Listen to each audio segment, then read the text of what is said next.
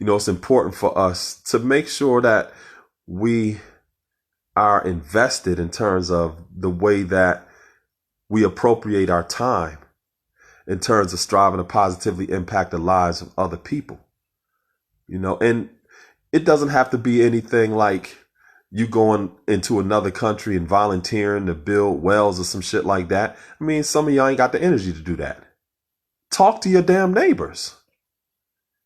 You know what I'm saying? There's two things that are low hanging fruit that any and everybody can do.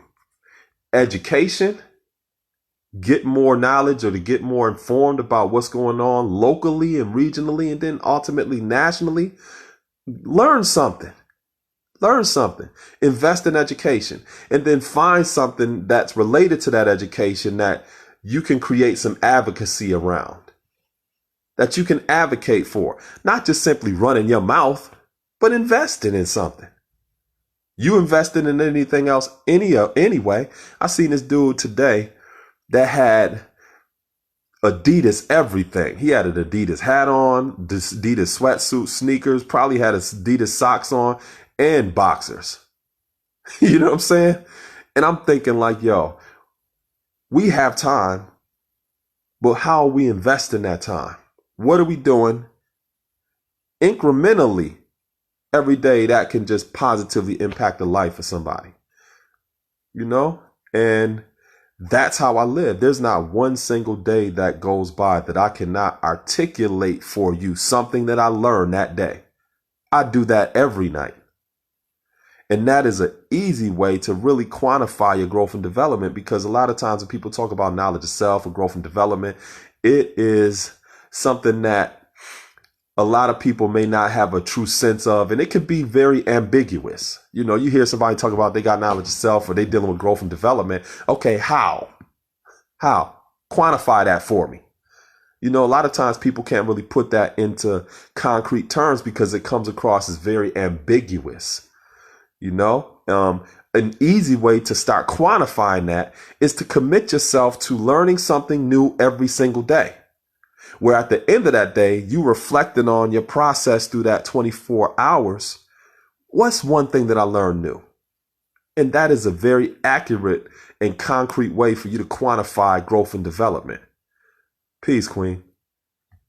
It's a very simple way to do that. I don't care if you learn something new about a food bank being around the corner at this church that's open these 2 days during the week. That's something that you learn new. That's something that you can add to your life in terms of being a resource or a reference library to others that's going to come in contact with you. Because if you are dedicated to knowledge of self, what you're saying is you are a beacon of light, or you are hope, oftentimes amongst the hopeless. So you have to be committed to growth and development, because people are going to consistently come in contact with you for a sense of that light. And you have to be constantly and consistently prepared for that. So every single day, think about something that you learn. Quantify your growth and development, because those incremental steps eventually become larger steps in the overall picture of your growth and development. And that becomes exponential growth. Because think about this. The average person, who we say 85%, aren't dedicated to growth and development like that. They may be growing and developing because they got to take this training at their job in order to get this incremental raise or something, or they have to do this to fulfill a new job description, or they're studying and doing some research or writing papers because they in school and they about to get a grade. But a person that is deliberately committed to growth and development, where they're literally studying something every day and doing research, and I'm not just talking about reading one book. I'm talking about a book about a certain subject that references other books on that subject, and you are studying the counter arguments based upon that subject. You're really researching that. Not getting one book as this is the foremost authority on whatever this subject is. You're literally researching this. So for example, if I'm researching something, I may get into a certain subject and tell myself, okay, I'm going to study this for the next 6 months. Minimally. That is how I do it. It may be another subject that I already got some background in. So I'm like, okay, I'm going to put 3 months into this. And when I say 6 months, 3 months, I ain't talking about every single day I'm spending 5 hours, because I already explained I don't have 5 hours to do that every single day, but I am researching and I'm writing every single day. That's why I function the way that I do. If I wasn't, I wouldn't be. I'll be on some shit like, or just unprepared and dropping the ball. Nah. You know what I'm saying? Gotta be on point. Got to be on point. In the 5%, we say being on square. So let me explain that. The 20th letter in our alphabet is T, right? 20, 2, and 0 represents wisdom cipher, right? So the wisest way to engage any cipher is to have a panoramic view or a circumspect perspective of that, to be able to see everything, every particular point of that cipher. That's the wisest way to approach things, right? So when you think about a square, or truth of square, which is the 20th letter, a square is really an object or an instrument or a tool that's used in the building trades, like carpentry or whatever, and it allows you to draw a line. You know, you try stones by a square to make sure it's a right angle. So when you look at it as an object, a square has 4 right angles. And when you are on square, it's like saying you are taking the right angle or the right approach to every situation. So if it's wisdom cipher, the wisest thing is to have the right angle based upon whatever perspective you're looking at a cipher in. So being a person of knowledge, being committed to growth and development, you have to position yourself like that at all times. So even when you compare it to martial arts, right? When a person's learning martial arts, they're always taught, don't let nobody get behind you. If you are fighting, or if you've ever seen a martial arts scene and somebody's about to get jumped and there's a gang around them, you see them moving in a cipher where they're able to see everything around them. They're being circumspect, because what ends up happening is when you don't see certain points of that cipher, it's easy to get blindsided. And that's unfortunately what a lot of us do when wisdom is not our way.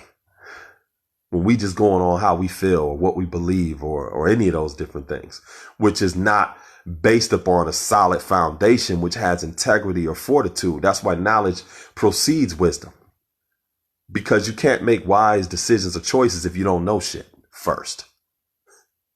Knowledge is a foundation, not belief, not feeling, not any of that. Knowing, being aware, being conscious. So based upon that foundation, then you can use discernment or right judgment. Now, you ain't got to believe what I'm saying. Go out here and try to make a whole bunch of wise decisions and shit, and see, don't you get forced to go right back to the drawing board where you have to acknowledge, right? Oh, now I know. It's going to bring you right back down to the foundation, which is knowledge. So we talking about mathematics and stuff like that. This is not something made up. It's just natural observation of life processes that we have defined and articulated so that we can show people what it is. That's why you don't see 5%ers out here trying to convert people, because it's not a religion, or out here being missionaries and try to convince people into what it is that we think and what we see. If the shit that I'm saying don't make sense to you, go out there, do the complete opposite, and be honest about the results that you get. Put your own theory to the test. If you get different results, please inbox me and tell me what those results are so that I can update my scientific journals, so that I can share it to the scientific community to say, oh, I wasn't really right and exact when I said this. So I'm updating that research now. So as scientists of life, that's exactly what we do. When we build, that's no different than us presenting our research to our scientific community. When I'm building with somebody, I'm sharing my perspective and my research in life. You know what I'm saying? Sometimes I may share it with somebody and they haven't done that research yet. So they take it and go back to their lab They do their research and then they come back out and let me know what they came up with. Some people, they may have already experienced that and they may say, yo, God, add this to that and see how it works out for you. Because they have that experience. They have that research. So interacting with each other, our relationships with one another is based upon growth and development. That is what knowledge of self is. Knowledge of self isn't just a personal thing where it's a individual acquisition. It is looking at the infinite potential of what self essentially is. And in looking at the infinite potential of what self essentially is, you also begin to discover the various different layers or sophisticated aspects and the complicated aspects that make you who you are. But underneath all of that, your infinite potential, you are consciousness incarnated in this form, whether that form is male or female, whether that form is you in St. Louis, that's where it was incarnated, or if it was Texas, or if it was Brooklyn, or if it was Alaska, that consciousness was created or was incarnated in that form, in that place, in that specific gender, within that family dynamic. All of those various different nuances form a part of shaping the consciousness that's in that form, but it's not the form itself. And that's one thing that people oftentimes have a hard time with, being able to transcend that form, to understand that, yeah, I have this, physical form, but there are things that I'm going to have to have some ingenuity with and be resourceful about, simply because the form itself may not have the capacity, but the infinite potential does. That's within the form. But a lot of people don't look at the self as that infinite potential. They look at the self as my urges or my habits or what I like or what I dislike. I mean, those are all a part of the story, but it's not the whole story, And in learning that, you also begin to discover the interconnectedness of the self with awe. With awe. There is no separation between you and anything that you physically see around you. They're all one aspect of not only the self or the consciousness, but you have various different densities of that consciousness within the physical form that you see around you. And I know I may be going off into other different domains, but this is just how I think and how I talk every day. But I just be putting that shit in like a child's language for like preschoolers.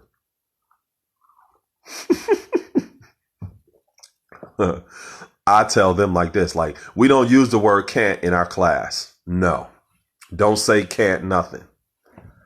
We don't use that word. I'm telling y'all the same thing, but in preschool language, we don't use the word can't here. There is no can't. You know what I mean? So even in language, right? So as a 5%, we have our language, we have our mathematics, we have our alphabet, and we use various different phrases within our lessons that are all a part of how we communicate. How we transmit and receive principles and values or ideas, how we share our perspective of this world, right? So when you look at our mathematics and our alphabet, there ain't the word devil in there. That's not a primary part of our language. That's not a primary part of our perspective, because our perspective is a strength-based approach. We're not approaching or attending this world from a deficit. So we ain't talking about no damn devil. Yeah, we mentioned about our relationship to the devil within our language when it comes to our lessons, but the math and the alphabets, we ain't talking about no devil. It's implied when we think about the fourth letter in the alphabet, D, which is divine or destroy, it's implied there, but in terms of it explicitly, we ain't talking about no devil. So as a 5%ers, that is not what we preoccupy with. We ain't having a whole bunch of conversation about somebody else. We don't talk about people. That's something that we should not be doing. Our language is based upon higher virtues and a strength-based approach in terms of who we actually are. That's why we have words like knowledge, wisdom, understanding. The 17th letter in our alphabet is Q, queen, things like that, which are higher vibrations or higher aspects of who we actually are. It's not to dismiss ways that we function that are lower than that, but it's a strength-based approach. That's how we engage one another. And we use that language which reinforces our identity. But see, when a person doesn't have that language and they out here talking about their supreme intelligence, or supreme consciousness and infinite potential, everything else, and you don't have the language that coincides with that, you're going to constantly betray or undermine your ability to activate that infinite potential in the physical realm. How? Because your words are not words of power. You're going to be saying that you infinite potential and I'm supreme intelligence. And then the next word out of your mouth, I'm just a Libra. That's just how I feel. That's not how I am. All of this language that shows limitation, that betrays the infinite potential that you just said you had. That immobilizes you. That neutralizes your ability and your power. So your words have to coincide with that. So even when you look at it in a biblical sense, you look at the book of Genesis, what genes is. Right? The genetic coding or the writing behind your genotype as well as your phenotype. When Adam or Atom was given the power to name things, he was simultaneously given dominion or governance over those things that he named. So there's an intimate relationship between words or names and power or governance. When your words are actually aligned, peace, Major. When your words are actually aligned with the manifestation of things. But if your words are not aligned with the manifestation of things, then nothing's going to exist. One of the reasons why some people don't have certain things happen in their life is because of their words. Their words. You don't see certain dominion or governance in a person's life because of their words. Their language is fucked up. Pun intended. Fucked up. And you have to be very conscious about that. So another part of knowledge of self is learning abracadabra. Be and that is. Using words that manifest. You know, other people know that. Other people know that. But that is an important part of knowing the true self. Speaking words that are in line with your infinite potential, that don't betray your infinite potential. I can't be talking all of this and then the next words out of my mouth. That's just how I feel. That's just how I am. And I'm saying shit like that. That neutralizes everything that I just said. You know what I mean? But that comes along with that growth and development process. Learning that there are ways that you have to articulate who and what you are. You know? So think about this. You have various different people when you think about chronology, right? You look at the time that we've been on the planet. You go all the way back to some of the different archaeological digs and you see some of the earliest remnants of humanity in the continent of Africa as it is known, right? Keep going further back and back and back and back. And you start to see this long chronology or this timeline of people on the planet. Now imagine that as a line, right? That goes back so far that it starts before there was time. Well, how could it start before there was time?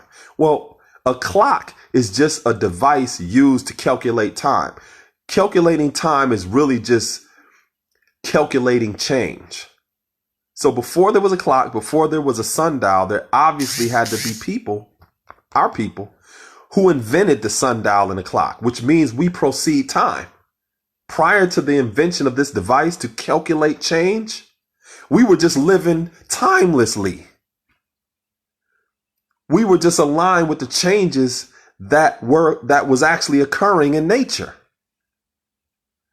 Then we got to the point where we said, you know what? Let's create a device to actually calculate this change. Let's call it time. You know what I mean? No doubt. A measurement of intelligence. Intel. So we were before time. And that is one of the reasons why when you study other different societies, such as the Greeks and their pantheon, you always see in their mythology, which is really a reflection of their psychology, this preoccupation with time.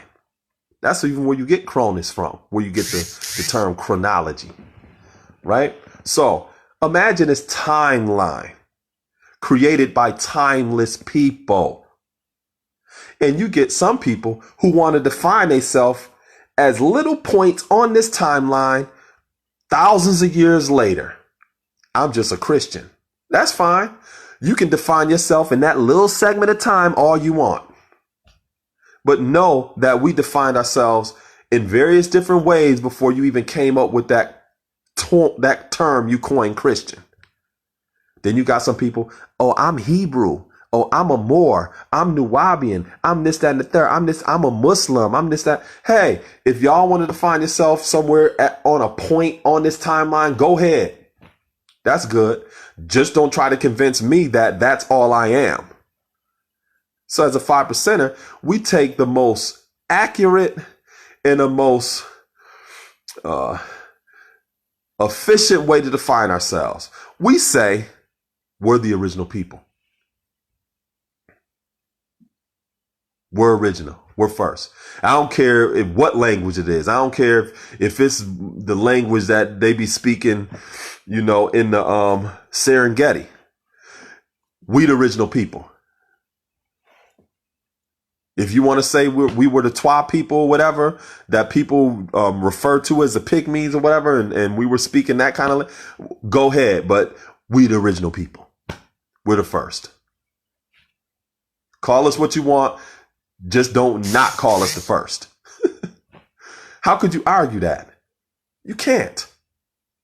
But then when you get into all of these points along the timeline, now you can get into a debate and argue all of that shit. Because you got people who are arguing about dates and times when we're timeless people. Even when we say we Asiatic, right? Oh, you're not Asian. You're not. Asia means the land of the rising sun. Asiatic means the people of the land of the rising sun. In other words, the people who documented the first sunrise. How could you argue that? In whatever language that you speak, it may not say Asiatic. No doubt, Major. It may not say Asiatic in whatever language you speak. But in whatever language you speak, if it says we're the people who saw the first sunrise in whatever language you speak, there, how about that? You can't argue that. You can't. But then when you get people who are caught up in these religions, religare, which means to bind or to tie back, which means limitations. When you get people that's in there, oh, you got a lot of trapdoors. You got a lot of limitations. A person is only going to be able to go so far because you're defining yourself according to this timeline. Even a person that's calling themselves whatever. Just call yourself the first people, the original people. If we can agree on that, everything's good. But don't try to get me to call myself something that we called ourselves thousands of years later. Like, come on now. No, I'm not doing that. But I will give people credit who's done the research. Like when I was in college, I lived in a house with some Hebrew Israelites. And I ain't talking about, the African Hebrew Israelites under Ben-Ami who went to Dimona in southern Israel and was living there in Jerusalem. that's real peace, and they deal with veganism and stuff. And I'm not talking about them. I'm talking about them 12 tribes wearing them borders and blue and the fringes on their shirt that be arguing white people saying that they going to put them back in slavery and get rid of these Edomites. I'm talking about them. I lived in a house in college with some of them, and I was a 5%er at the same time. I ain't argued with them. I learned everything that I wanted to learn and I needed to learn. And they taught me all of the ins and outs of that, because a lot of them are very well versed. Not all of them. Don't misquote me. A lot of them are very well versed when it comes to being able to articulate that segment of our chronology when it comes to the Hebrew people or our people as Hebrews. They're very good at that. You know what I'm saying? Then you may have other people who are very good when it comes to teaching about our Moorish chronology. You may have some people who are very good dealing with like our Coptic Christian or, the Egyptian aspect of Christianity, or teaching about Ethiopia or some of these other different things. You have some people who are subject matter experts when it comes to different points along our chronology. As a 5%, we study all of it and say we are the timeless people who wrote all of this in advance.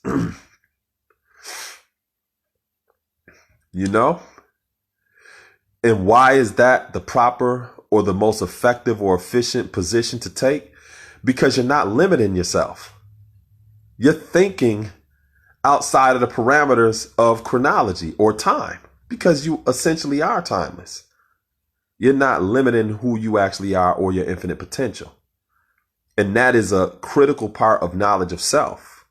My brother Major had mentioned cosmology, and essentially what I'm talking about is ultimately having a firm sense of your creation story. Because that's what cosmology actually is. It's your creation story. And all nations of people have their own creation story. So going back to what I was saying about the timeline, if you talk to some Christians, they're going to tell you about their cosmology or their creation story. And it's going to be a point along a timeline where they say that they develop. Now, they may say this is the beginning of the world. It's the beginning of their world. It's not the beginning of all. It's just their perspective or interpretation of all's beginning. But it's their creation story, though. And some people make a mistake by thinking that their creation story is the only one. And they don't want to investigate and learn about anything else but just theirs. And if people want to do that, you have no right to trespass against them, even for the right reasons, because everybody has the ability to think for themselves. You know what I mean?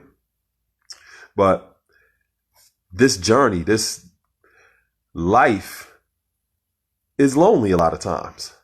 Because when we say 5%, that is also a sociological term, because we're talking about a small percentage of the population of people who are doing this. The majority of the people, they good with whatever they doing. They not studying and researching nothing every day, or really dedicated to growth and development personally and interpersonally. They may be dedicated to growth and development because they about to get a raise or something, or they going to get something, in that regard or whatever, or they going to get a grade at school. But to really sit down and be like, yo, I want to study this for personal growth and development. And I want to put some things into practice so that I can transform my life for the better. A lot of people's not doing that, especially outside of the context of religion. A lot of people's not doing that. Some religion may require people to do certain things like that, and when that is expected of somebody, that's still going to be some very linear or incremental growth, because you're in a hierarchy structure. So you're not going to get outside of the shadow of the leader. You know what I'm saying? Even if you're growing exponentially, you better sit your ass down and follow the person that is your leader, because you have a hierarchy. There is an order that you must follow. That is the way religion is set up. And then religion also has a lot of built-in prejudices and discrimination. You know, I remember one time I was talking to somebody and they were all in the church, and I was asking them, yo, so do you study like Satanism and stuff like that? Do you study like all of that different? No, I don't study that. No, I'm standing there looking at this Satanist right next to them, and they don't even know it, because obviously I could tell by the person's language and the different symbols and stuff that they were wearing, they're a Satanist. But yet this person that's all wrapped up in the Bible and all into the church and stuff like that was that ignorant. And I say ignorant in a sense where they were ignoring the things around them, that they had no sense of the people just right directly in their environment, that may be just as committed or even more committed to the principles and the values that are antagonistic or the antithesis of what they were into when it comes to the church. Or if they were really that committed to sharing the good news and being this missionary as a Christian, they didn't even know this person well enough to know how to angle the truth to them to be able to share some of the principles and values in their Christian walk with this Satanist. Just ignorant. You know what I mean? And then having these different assumptions and ideas about this person or other people, whether they're Muslims or whether they're Buddhists or whatever, having these different ideas about people that they've never taken the time to even research or to learn about or even have a genuine conversation about and with.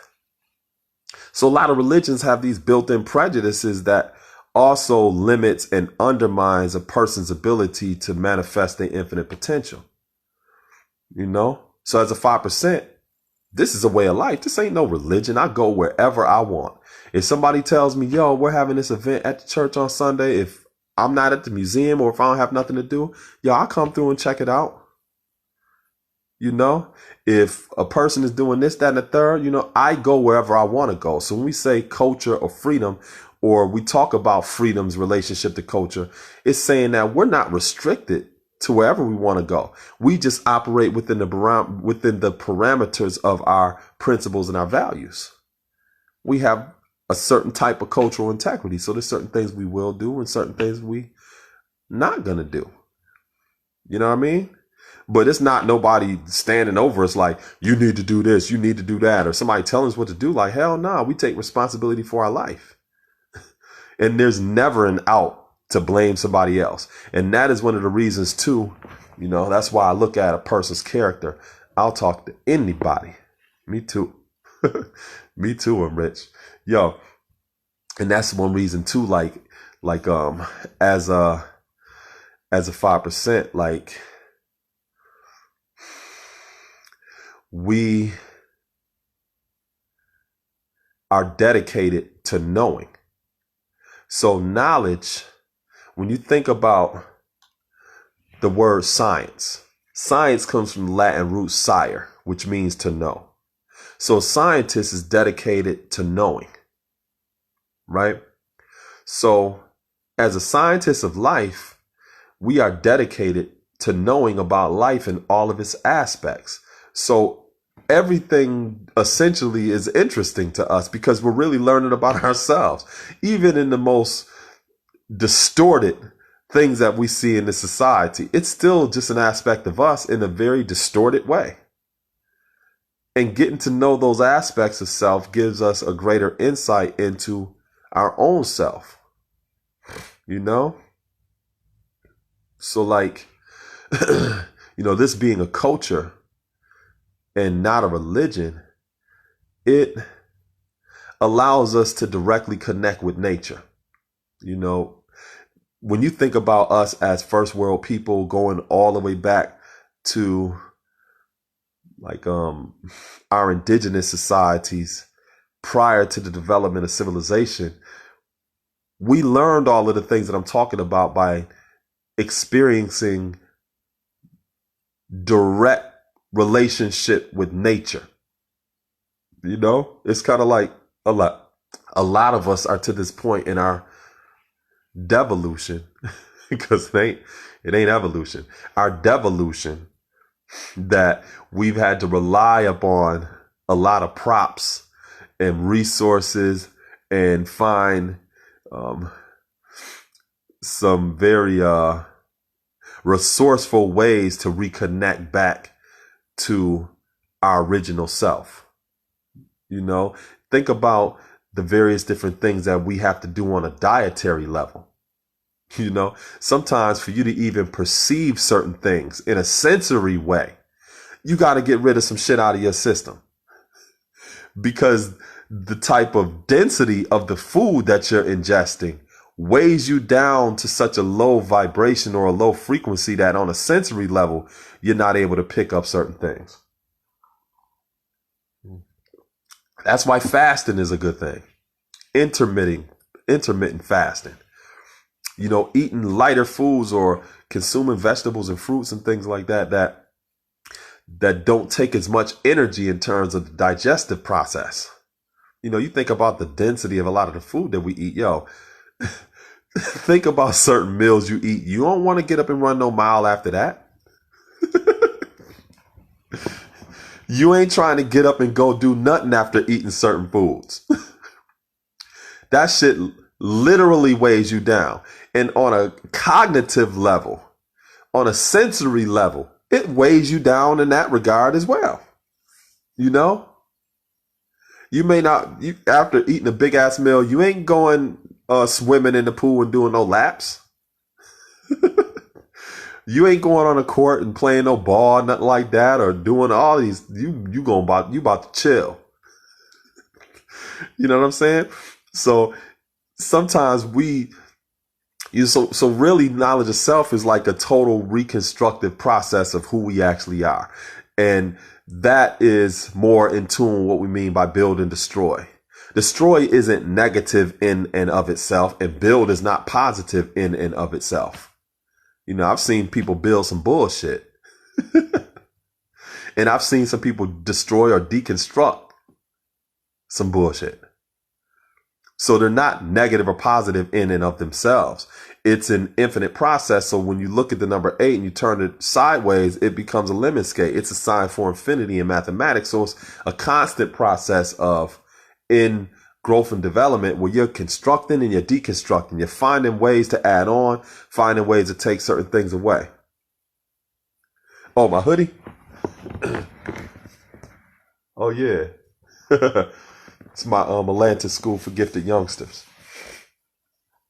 Yeah, you know, so it's a constant process of adding on and taking things away.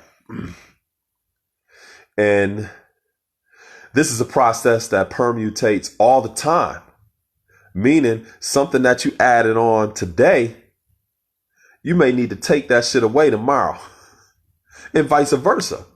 So it's something that you always have to consider. So when you look at Build or Destroy, the number 8, right, you break it down to 2 and 6, because 2 and 6 equals 8. That's wisdom, and it's also equality, right? So a part of what I'm talking about in terms of the process of building and destroying, and always knowing when you can construct something, when you need to take something away, and making sure that everything is balanced, that's wisdom equality, because you always have to strive to maintain some balance. Wisdom is the right discernment.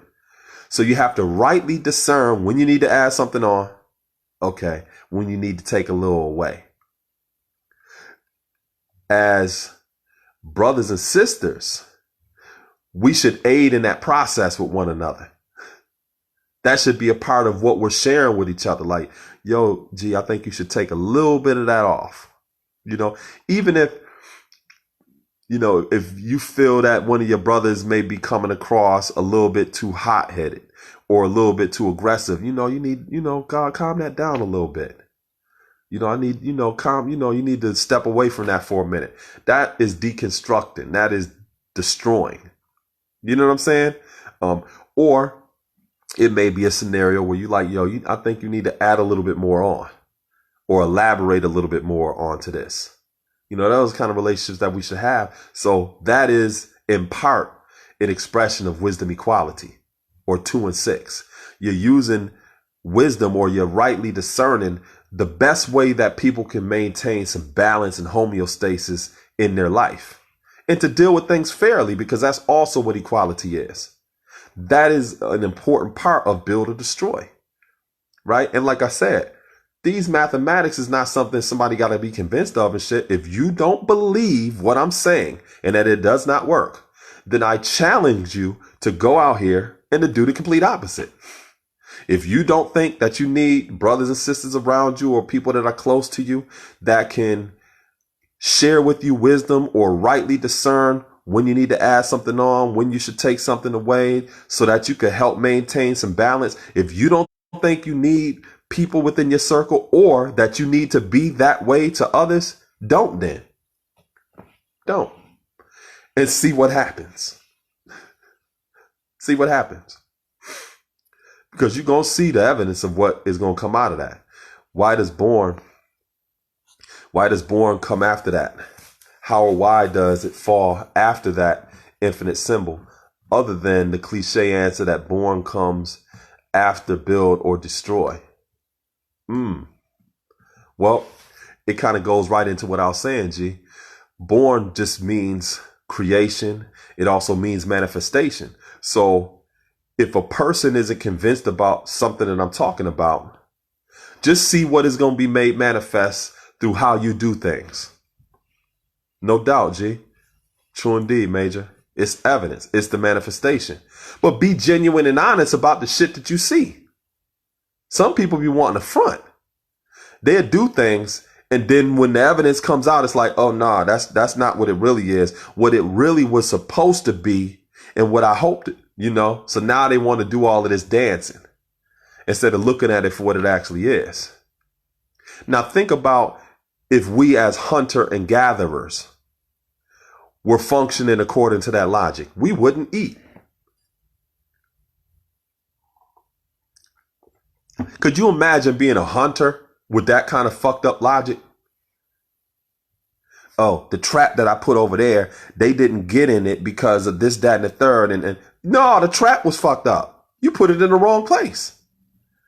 You did not calculate appropriately when this animal's gestation period was or when they were going to be by this water hole. Just say that. Because you keep doing all of this shit and we gonna starve. You know what I'm saying? It's the exact same thing that people do today.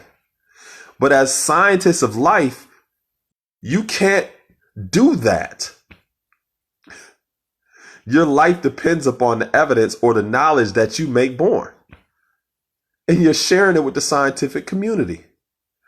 Not so that they can tear it apart, but because everyone's invested in these answers. Everyone is invested in these solutions.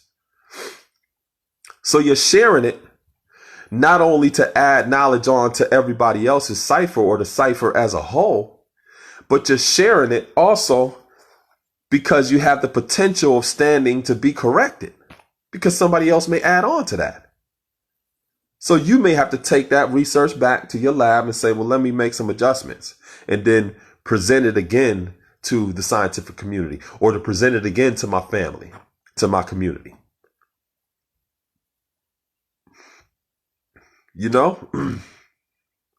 But yeah, it's like in going through that process, you got to be honest and genuine about the results. Got to be honest and genuine about it. And it may be hard. It may be hard because it may go against what you've been doing for the last 20 years. So it requires an attitude adjustment. So along with that attitude, you got aptitude and you got altitude. Adjusting your attitude is going to impact your aptitude, your ability to learn and to grow from that, which is ultimately going to set a trajectory when it comes to your altitude. How high or how much you're going to grow. But if your attitude is messed up and you got a hard time dealing with the results, like it ain't nowhere to go from there. You gotta, and certain things that we experience, our shit, we may not want to accept. I I was building with Queen last night, and I was telling her that when I first got knowledge of self, it was difficult for me to comprehend like why a person would not want to know what I've learned. And I became like the first grade son, because that's essentially what happens when the universe was created. You know, we talk about the Big Bang Theory and all this other stuff. It's not a theory. It's just physicists, quantum, physicists and people who are into string theory and all this other stuff. A lot of times they never go into why the Big Bang Bang, what caused all of this. But when you see in the Bible and it talks about let there be light, or you had the sun being forged or created, that manifested all of the different elements on the periodic table, from the gaseous elements all the way down to the alkaline metals, or the densest forms of those elements. You had the first great sun, light. And then over time, it became more refined and began to spit parts of itself out, that some begin to cool. Some begin to establish their own orbits. So that first grade sun is the same way that learning knowledge of self impacts you.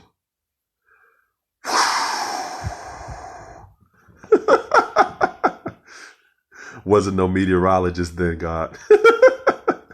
So the first grade sun, complete light, right? And when you're learning about certain things, that's how you be. You'll be wanting to share with everybody. And then over time, you got to learn like, yo, there's space here too. That light then begins to create duality, light and darkness. So then you begin to see what absence of light actually is. Prior to that, it was just a state of no thingness, or just nothingness, or just complete darkness, what we refer to as triple stage darkness. But that wasn't even what it actually was until you had to create light, So essentially what I'm talking about is when you're learning new things and you see how impactful that is to your life in terms of your growth and development, you want to share that with a lot of people. And it's a very difficult thing oftentimes to accept the fact that some people don't care about that shit. That may mean everything to you. Everything. But somebody else may be like, man, I ain't trying to hear that bullshit. And will be honest and genuine about that. They may not even say that, but their posture, their attitude, their lack of receptiveness is like, man, I'm trying to hear that Carter 5. Fuck all that science shit you talking about. In the solar system and all this other stuff and growth and development. Man, I ain't trying to hear that bullshit.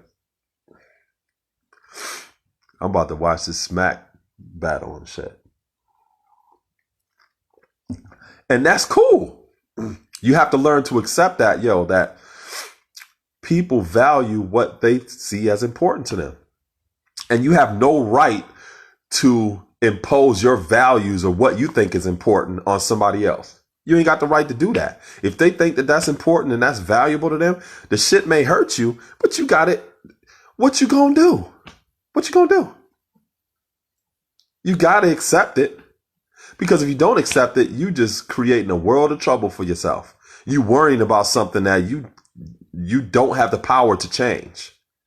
Their power is equal to yours. Just because you got some knowledge and you learn some things, you have no ability they got the same power. They may just not realize it. But you don't have the power or the ability to overpower them. Like, it's all one power. And if they are invested or interested in doing things this way, and that's what's important to them, you have no right to trespass against them. Yeah, G. But you know how we be sometimes, since we, the true and living God, we the true and living earth, or we, men and women of knowledge. A lot of times, some of us, it's like I tell people, I never seen a martial arts movie where a master, one of them dudes with them long white beards. I never seen no master walking around no village like this who knew this special technique. Walking around poking people, talking about, do you like to learn my technique? Would you like to learn my special moves and all this other shit? Like, I ain't never seen no master tricking off his techniques. Never. The master comes to the village, you know, picks up whatever things they need to pick up at the village while they're there. They're very pleasant to people. They talk whatever. People generally know don't fuck with the master. He'll get in your ass. But, you know, he's walking around and doing what he does. And then he goes right back to his place, which is usually away from the village. And he lives, or she lives, whether that master is male or female. They ain't walking around begging people to learn their technique. You know how cheap that makes it? And it takes it out of the realm of it being sacred. You know what I'm saying? Nobody ain't doing no shit like that. But what you do see that's customary and traditional is somebody that really wants to learn for the right reasons. They will find that master. And they'd go and look them up or whatever. And the master don't just be all like, oh, yeah, come on. I'm going to teach you. They be like, who sent you? Where are you coming from? Why do you want to learn? And a lot of times they have them kneeling outside in the rain for a week, you know? And then if they do accept them, they have them carrying firewood for a year or some shit, or sweeping the courtyard, whatever. But you didn't really come here to learn a technique. You learn to develop a relationship with me because now you are connected to my legacy. That's what the neophyte or the student doesn't understand. They think they did just coming to get a page out of this secret manual. No. You've come to be the ambassador of this tradition, of this lineage. And to be a representative of all those who came before you. You came for a relationship. But they may not know that up front. It's the exact same thing with the 5%. Exact same thing. It's the same thing in any kind of domain where a person holds that as what's sacred to them and something that they look at as a part of their legacy that they're passing on to the next generation. They just not going to make it accessible to any and everybody. You know? And one of the reasons is because they know that in order for them to unlock certain doors or to gain access to certain opportunities, it was those late nights, those early mornings, those sacrifices they had to make in order to actually unlock those doors, where they pushed themselves beyond the average everyday boundaries of a person that's not as committed to that particular craft. You know, they know that it requires that kind of commitment, investment, and sacrifice in order to get to the degree of being seen as a master in this particular craft. That shit don't happen overnight. And it does not happen having a very topical, casual perspective or experience about what this is. You have to be dedicated and committed to it and put in hours and a lot of time to develop yourself in that particular way. So even if a person who has learned to master certain things wanted to give it to somebody, they couldn't. It's childproof.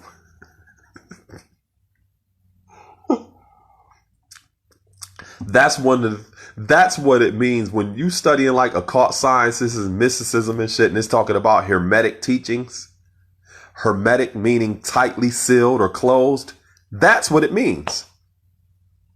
Or in the Bible or in the Quran, it talks about people is blind and their eyes can't see, or The light shined in the darkness and the darkness comprehended it not, and people's hearts ain't right, and that's how they can't open. That's all what that means. A person hasn't put the time in to show that they've been willing to sacrifice and to live long enough or to invest enough of themselves to actually unlock certain doors. And when you come in contact with people who have done it, it. Because you can't fake certain shit till you make it. You can't make it. And even if you wanted to give a person something, if they're not qualified, you can just put it in the middle of the street and nobody would be able to get it or access it. They wouldn't know what to do with it because they're not qualified. They don't have the right attitude. They don't have the right aptitude, which means they're not going to have the altitude to excel when it comes to being introduced or engaging, whatever that actually is. There's nothing that you can do about it. I mean, you could want it all you want for them. Nothing ain't going to happen, though. Nothing's going to happen.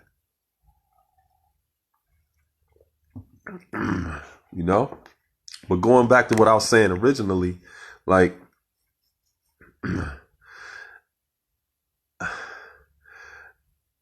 I have to function on a very high frequency. And I'm not talking about high in terms of above. I'm talking about high in terms of buoyancy when it comes to being like mercurial,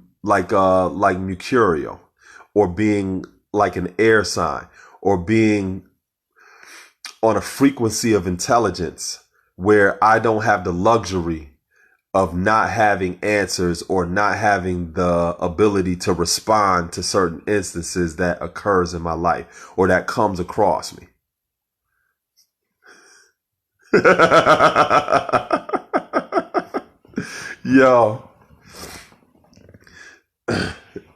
Yo, Major. This is my physical right here that's commenting, right? And he's a producer for like a lot of major artists, and he knows exactly what I'm talking about. He's the type of person where if I just pop up and be like, yo, what's going on? He's producing something or doing something creative. You know what I mean? And somebody may reach out to him tomorrow and be like, yo, we got a placement for this particular artist. Can you send us something? He got to be ready for stuff like that. He can't be on no bullshit like, yo, I don't know. I've been working on something, but, let me see what I can do, this, that, and the third. Nah, he got to be like, yo, here. You asked for 5, but here's 10. But he has to function like that. He has to function like that. Like I've told people before, when I had a chance to interview Dej Loaf, right? She was telling me about how she was catapulted into the limelight because Drake actually mentioned some of her lyrics on Instagram. And when he did that, she got over 150,000 followers instantly. Before that, she was doing music. She had an album out and stuff, but she wasn't really known yet. She wasn't mainstream yet. But because of one mention by Drake, that shit catapulted her instantly. Pow, right in the limelight. Now everybody's looking for her. Everybody's checking for her. She had to be prepared for that. Could you imagine if that happened and then the next thing you know, people was contacting her for collaborations, all this other stuff, and she like, well, yo, I want to get in the studio and I was thinking about working on something and this, that, and the third. Yo, you just dropped the damn ball. You dropped the ball. You got to be prepared so that you don't have to be prepared. You got to be ready so that you don't have to be ready. It's like Bruce Lee said. He said, training your body where you have that sense of muscle memory when it comes to martial arts.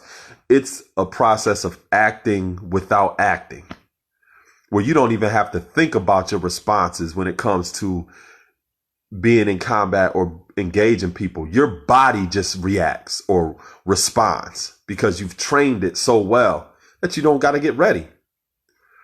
It's the exact same thing in every domain that you find yourself in.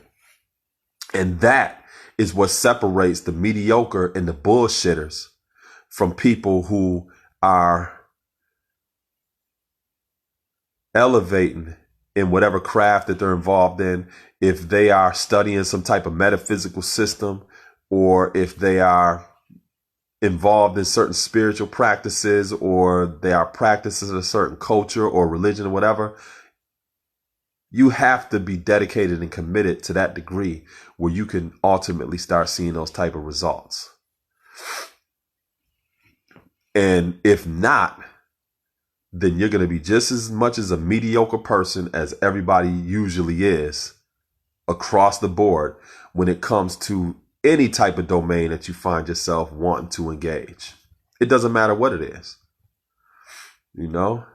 And one of the things that I think is important is, along with your growth and development in whatever that domain may be, is to make sure that you connect with others within that domain, especially those who are younger than you, that you can help develop to be the ambassadors of the legacy that you are now taking on and furthering.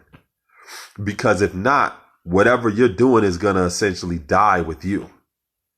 And if it's that important, right? If it's that valuable, it should be something that literally outlives you. If it's that important, if it's that valuable, you know? And here's something that I've asked people before, right? You have some people who engage in certain practices that undermines the ability of that practice or whatever it is that they're involved in to be transmitted to the next generation. Now, I'm putting it in very broad terms, but I want you to just sit there. No doubt, Major, love you too. I want y'all to just take a moment to think about that and apply it to various different things. If what you think is that important and is of that much value, right, you should engage in activities or to be invested in things that allows whatever it is that's important to be transmitted to the next generation. So that when you're no longer physically here, it will still be alive in the hearts and the minds and in a tangible way for the next generation. If it's that important to you. But oftentimes you hear people talking about what's important and what they value, but you don't see them invested in something in a way that is going to stand the test of time. It's something that is literally going to lose value and die when they die. How is that so important? How is that of value to you when there is no investment for that to stand the test of time and to be literally passed on to the next generation? It must not be that valuable or important. It can't be. Because it has a set birth record. It has a limitation. You know? But then when you see people who are invested in something and you see them creating methods for it to exist when they're no longer here, now you can start seeing like, okay, I can see the value in that. Think about it in this way as well. The average everyday person, right? They're invested in their appearance. They're invested in other different things around them that over time depreciates in value, right? So think about some women that there's nothing wrong with being invested in health and wellness, but just invested in something as topical and surface as looks. that gravity depreciates over time, but yet not invest in the type of virtues or qualities in how you treat a person. Your grace, wisdom, style, courteousness, all of these various different qualities or virtues. A woman not investing in that, which appreciates in value over time, you know, that becomes much more valuable as you grow older. You know, having a sense of virtue or being courteous, being graceful, being refined, these type of qualities over time become much more valuable and appreciative with age. Because think about it. Even in a physical sense, you may not have the same ability at one age as you get older than what you had at a younger age. So you may need more help. You may need people to be more courteous as you get older, people to be more graceful, people to be wiser as you get older, people to be more refined as you get older. So those qualities appreciate in time. But you oftentimes may not see women investing in that. They'd just be putting all of their time and energy into how they face look, or getting Botox and shit like that, or butt shots and all this other stuff. Like, yo, you have natural born women that look flyer than you, that's born and coming out every single year. You can't compete with that, just physiologically speaking, on a physical level. That's the wrong investment. So it's not to say that a woman shouldn't be invested in her appearance in terms of health and wellness. But I'm saying invested in all of this topical bullshit and not investing no time in developing character and qualities that appreciate in value over time. Nobody want no rugged ass, unrefined, discourteous, dishonest. Nobody want no old woman like that. Nobody wants to be around. Nobody wants an old man like that. That depreciates in value over time. When a person is have a piss poor attitude as a young person, and they get older and they still got a piss poor attitude, they're even more discourteous, more unrefined, all of those different things as they get older. Who wants to be around somebody like that? People don't even want to be around somebody like that that's young, that may look halfway decent. You know, I've seen dudes that deal with a woman, even though she got a piss poor ass attitude, will still fuck with her because the sex is good. So in his mind, you know, that's some attitude power you. And that's the extent of how he's going to deal with her. You know, when my urge is needed, I'm just going to fuck with you. But other than that, I don't want to be around no fucked up attitude all the time. You're discourteous. You have a terrible ass personality. Your character's fucked up. But a dude will still mess with her if she look halfway decent and got a fat ass. I'm just being honest. That's how some dudes think. Some women think the exact same way. He cute, you know, this, that, and the third. You know what I'm saying? He know how to rearrange my organs and shit. And I fuck with him every now and then, but she knows that he got a fucked up attitude. But over time, that depreciates in value because as you get older, you need people more. Why would you want to be around a person that's more discourteous, unrefined, ignorant, and all of these other things that depreciate in value over time? So you have younger people that are investing in the wrong damn things. They invested in some surface shit that as they get older, people ain't checking for that in you. They just go get a younger person that looks better, which they are going to look better, that don't have the fucked up attitude that you have as an older person. But if you want to stand the test of time, you invest in things like refinement, being courteous, being graceful, having style, all of these other different qualities that appreciates in value over time. That is the real beauty. But you got people that got it twisted. So now you got some of these women that didn't invest in this when they were younger. They're getting older, still got a fucked up attitude. And now they're trying to compete with these younger women.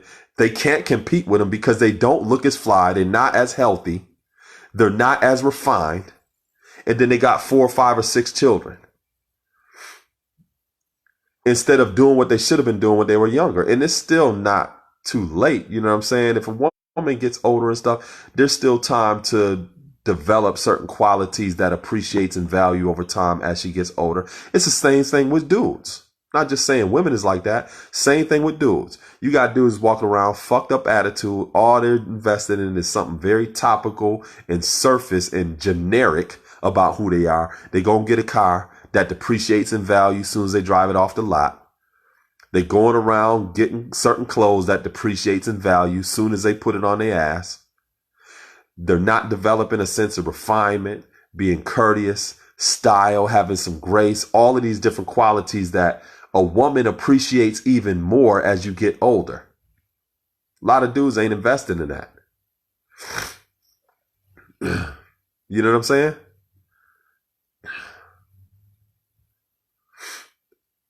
But these are the things that I be seeing.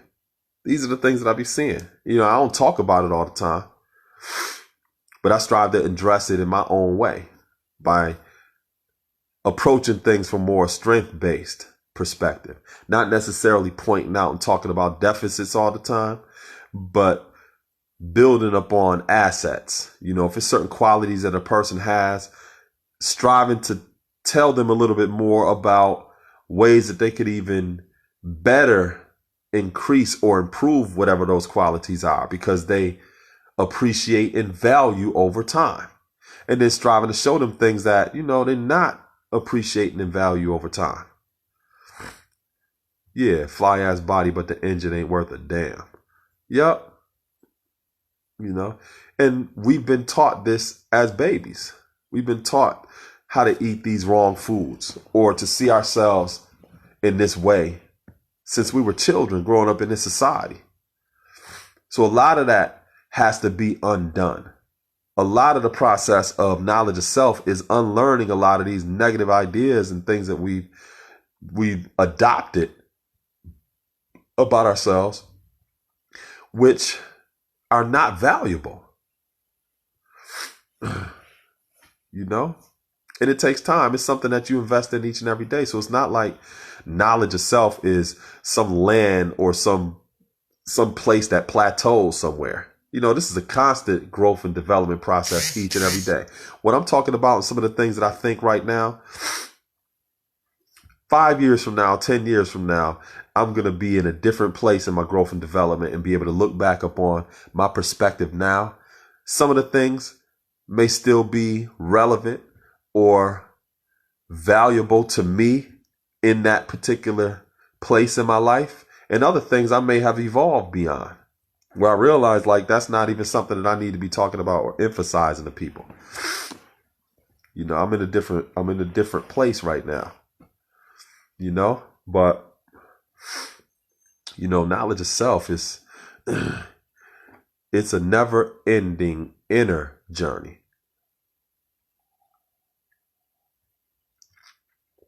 It's a never-ending inner journey. And to me personally, it's unrivaled. It's unrivaled. You can't compare it to nothing. Worship of society and popular opinion is adultery. Idolatry. Yeah. Absolutely. You know what I mean? Y'all got any questions since I'm on here?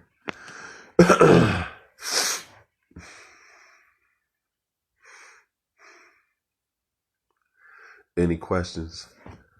Let me know what's up.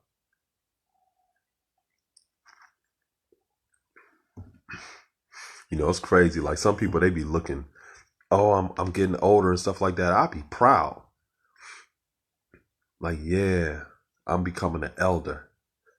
That means something to me. You know what I'm saying? I'm proud of that. And the fact that I'm still very active. A lot of times I got more energy than children. Like, you can't tell me shit. You know what I mean? I'm showing you what you should feel like and how you should be living approaching middle age. You know?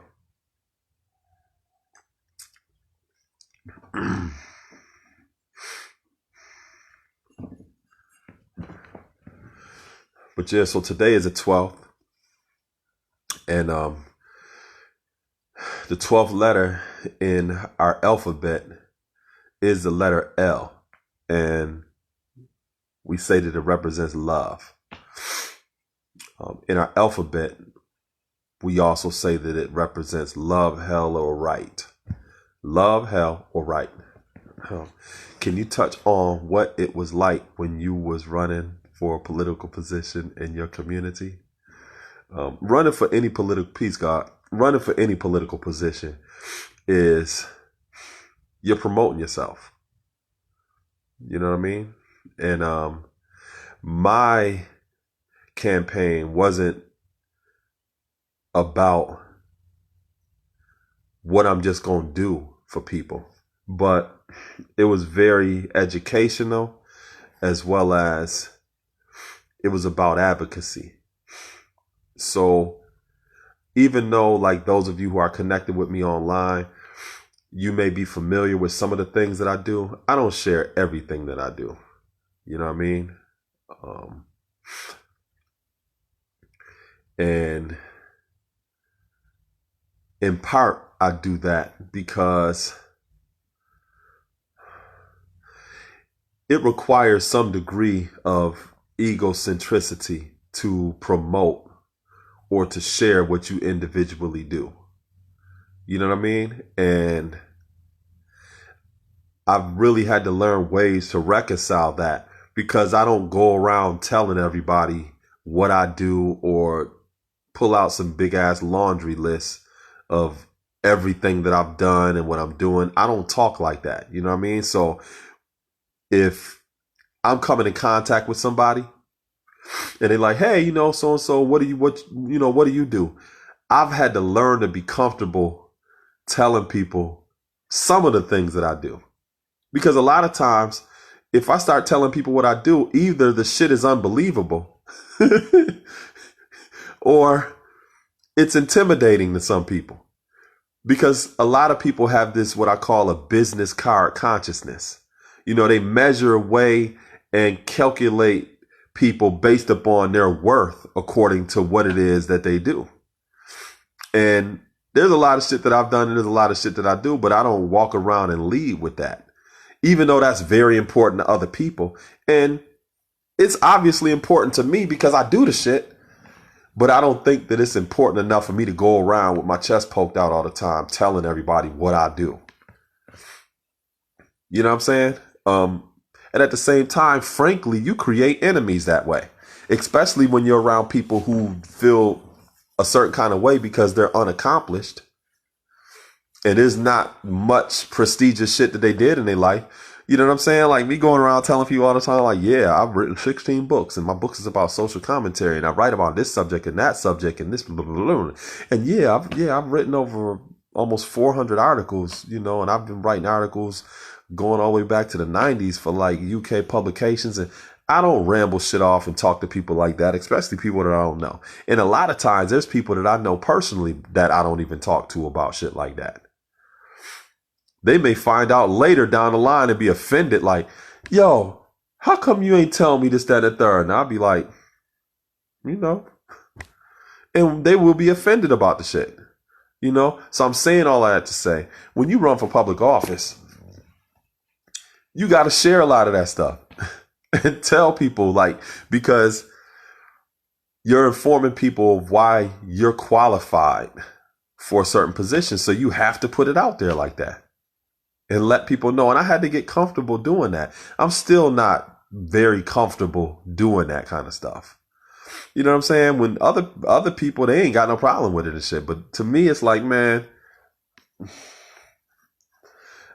I don't like doing all that.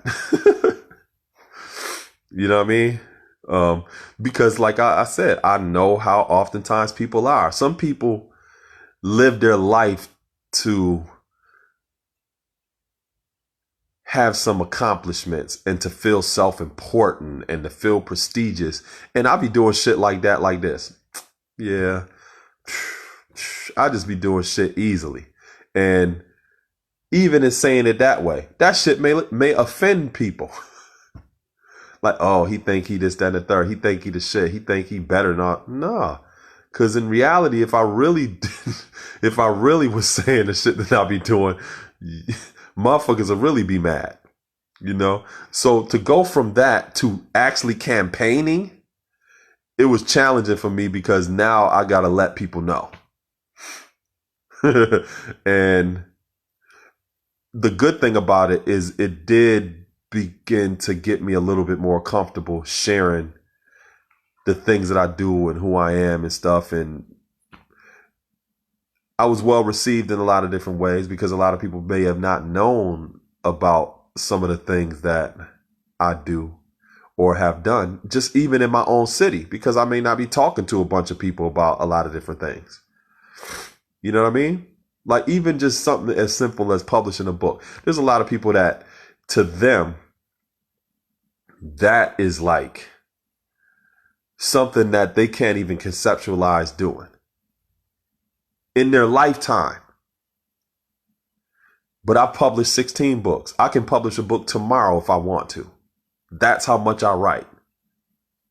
That is much content and stuff that I'm invested in. That's what I can do. But to somebody else, that is like, oh my God, like I can't even imagine doing it at all. But there's a lot of things that I do that are like that. And oftentimes when you are in your own community or your own city, there are things that people locally may not be aware of in a global sense, because a lot of times people who live locally don't think globally. So for them to even consider the fact that some of my books are in the British Library, which is equivalent to the Library of Congress here in the United States, or other things that I'm doing, for them locally to consider that, in their mind, it's like, how is that shit possible? Or if they're sitting, there's been times where I may have been with somebody, right? And they're watching television, or peace and Rich, I love you too. Or they are watching television or looking at something online about one of their favorite celebrities, right? And this is a person that I may have just got off the phone with yesterday because they're reaching out to me for some advice in terms of a consultant capacity about how to address this situation, or how they should answer this particular question, or they're going to be speaking on this particular panel, this, that, and the third. I won't say shit. I just sit there and be like, oh, okay. And not even feel compelled to be like, oh, yeah, yeah, I was just talking to them yesterday. And yeah, and they were asking me about this, that, and the third of them. I won't even feel compelled to do no shit like that. I just sit there and look at it and be like, yeah, okay, yeah, I understand that. And then the funny thing about it is, maybe a year from now or later down the line, they may find out that I may have that kind of relationship or whatever, and it'll come back to me mad and offended that I didn't tell them that shit. You know what I'm saying? But I realize that oftentimes people who live locally don't think globally. So there's a lot of things that they wouldn't be able to conceptualize, you know? So running for political office in a local capacity taught me a lot in terms of the thinking of people who live locally and don't think globally, because a lot of the things that I do have more of a global impact. Like I was mentioning earlier in the video, I may get contacted by a news source in another country or in another state about a certain topic, and they're going to be publishing an article, or they want my advice or my perspective on a certain topic because it's going to be going to print within 24 hours and I have to respond or whatever. A person that lives locally and thinks locally, that just goes to work every day or whatever, that may be challenging for them to conceptualize that I may be a person that lives right in their neighborhood.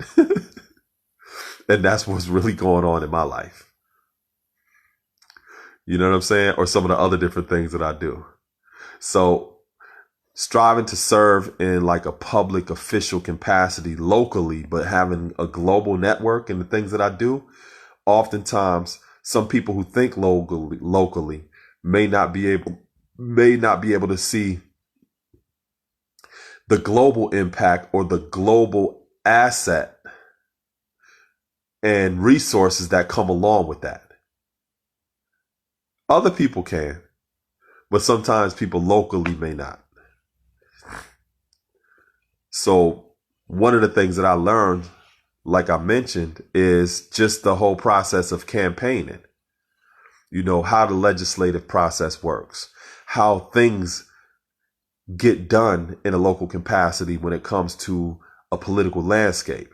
You know, I learned a lot of different things like that just running for public office. And at the same time, doing it as a 5%, doing it in the name of Saladin Allah. I also wanted to encourage other people that you don't have to compromise who you are, your integrity, your identity in order to strive to assimilate or to fit in with anybody. You can do that in the name of who you are. You know what I mean? And prior to that, I thought people would be afraid and discriminatory and everything else because they think I'm a Muslim or something, or a Muslim and all this other stuff. And, you know, oh, he has a certain type of name, whatever, blah, blah, blah. And I'm sure some people felt like that and still do to this day because they may not even know what I am or who I am. And I have this unique sounding name or whatever. But you can't deny my character. You cannot deny my consciousness and the way that I engage people. You can't sit there and look at that and be like, oh, nah. I wanted to give people a glimpse of what is possible as well. Like if you want to serve your community or your city in the capacity of a public official, yeah, you can do that in the name of who you are too. You ain't got to feel like you got to hide and switch shit up and all this other stuff and blah, blah, blah, blah. No. Do it as who you are. You ain't got a code switch or nothing like that. And that's what I don't do. I don't do that. I don't do it with my preschoolers. I don't do it with anybody else. I speak the exact same way that I do around them. And I want people to see that, you know, and I also wanted to show people that when we say Allah is Lord of all worlds, in order to be a Lord of a world, you have to be able to be in that world in order to learn what are the ins and outs, as well as the nomenclature or the language that's used to articulate that world or that domain. So if you want to be a Lord of the world of carpentry, you're going to have to go into that domain and learn the language and the way in which people function or operate within that domain. If you want to be the Lord of engineering in terms of music, you're going to have to go into that world and learn the nomenclature, learn the language, and master that. So when it comes to the political landscape, I was thinking the exact same way. And in the process, I've also been able to interpret, educate, and advocate for different people who have not been connected to a political landscape or that have not had a relationship to a political process. I've been able to successfully interpretate and show people how to engage politics on a local and a regional level, which is also important.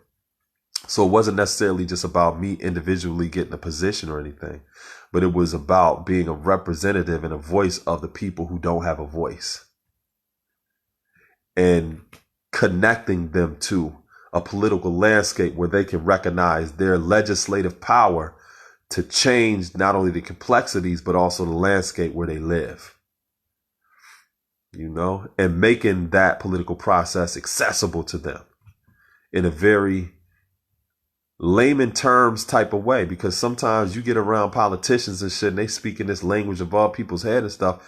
I wanted to break that shit down and make it accessible to the everyday person. And I've been able to successfully do that. And following me showing people that and documenting my journey, it's definitely encouraged other people to take the initiative to serve in a public official capacity in their cities as well, which is what I ultimately wanted to see. Like, take this step, be who you are, and represent the people in your community and the people in your city. You're best qualified to do it, so do it. And don't feel as if you got to change your name or to try to fit in and assimilate and do all of this code switching and all this other stuff in order to be accepted. Nah, be who you are. And, a lot of people were inspired by that. And I'm glad as well. But I will that answer your question, G.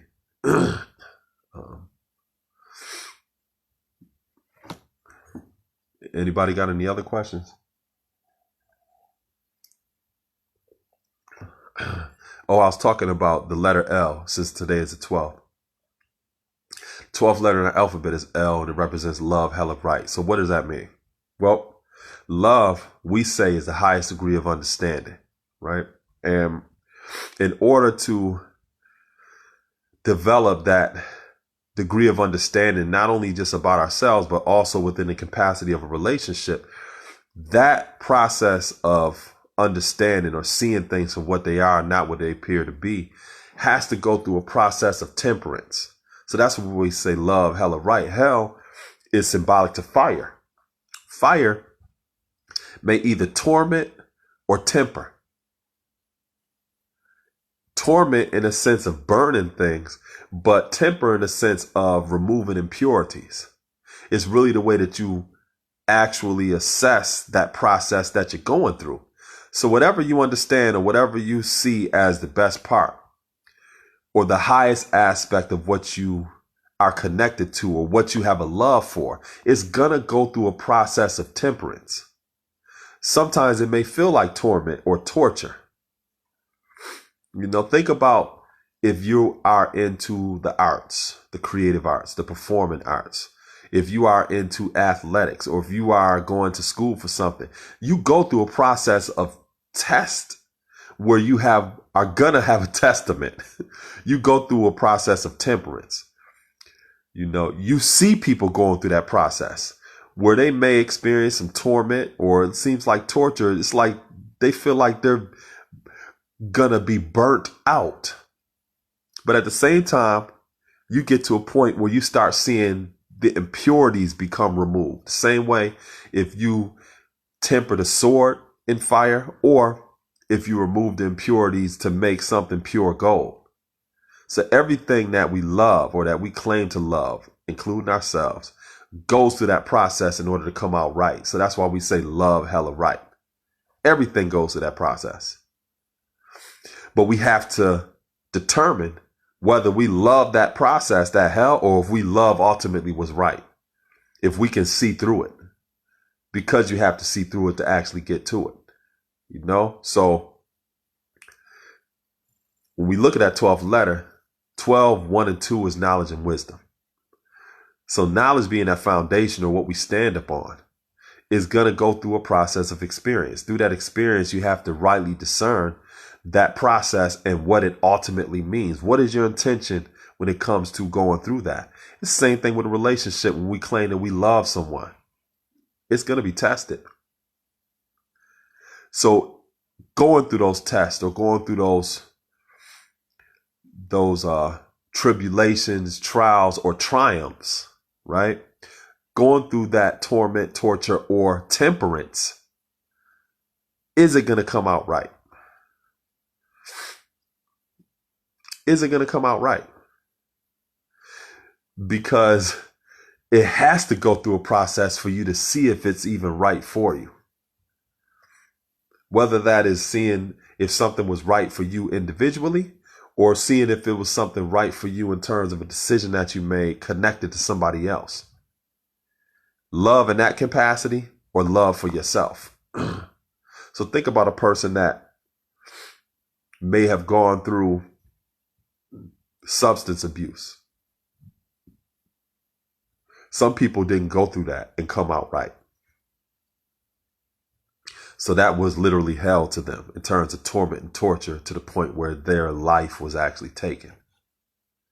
But then you see other people who have gone through that process where that tempered them to the degree where now they may be a substance abuse counselor, where they're helping impact and save lives because they've gone through that.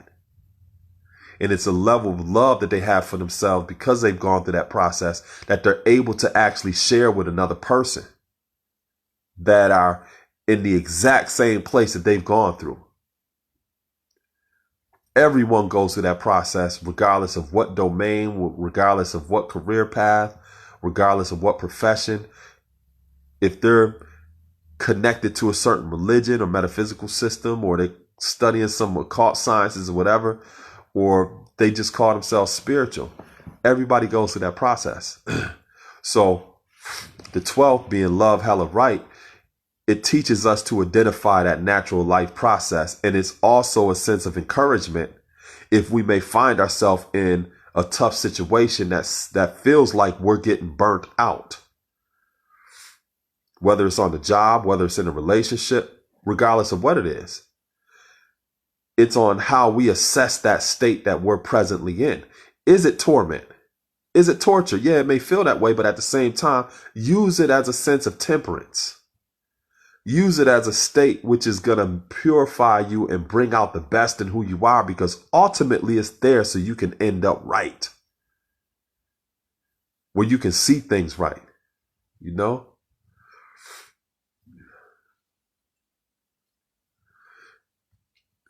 Are you committed to go through the process for it to come out right? Do you love yourself enough to fail and keep failing until you succeed? True indeed. You know? Until you come to understanding that it may not be for you. True indeed. True indeed. Yeah.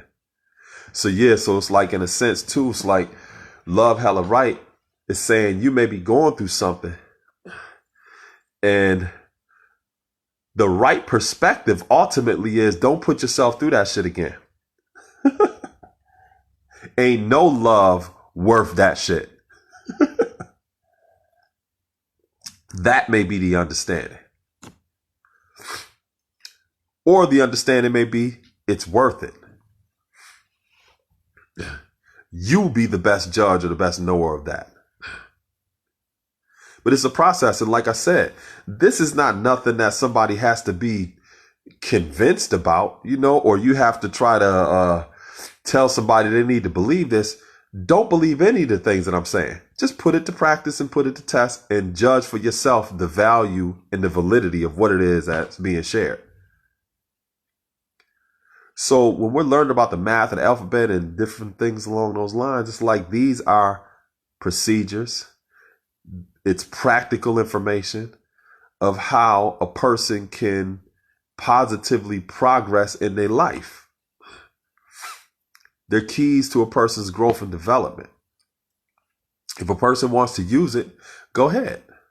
But if not, Do the opposite and see, won't you come back and figure out how you can use it now?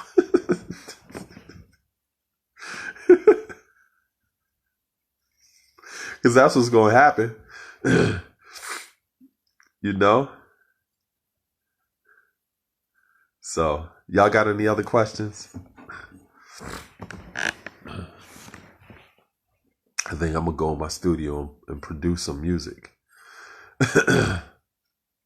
tonight. Yeah. But yeah, like, you know, I love studying. I love learning. I love building. You know, I could go through my degrees all day. I can go through my math and my alphabet all day and share different perspectives on its practical application to our life.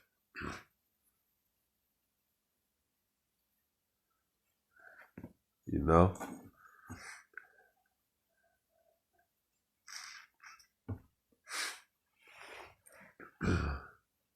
Yeah, so but I'm getting ready to get up off of here so I can make some music. But I appreciate y'all taking a moment to tune in, and y'all enjoy your night. Peace.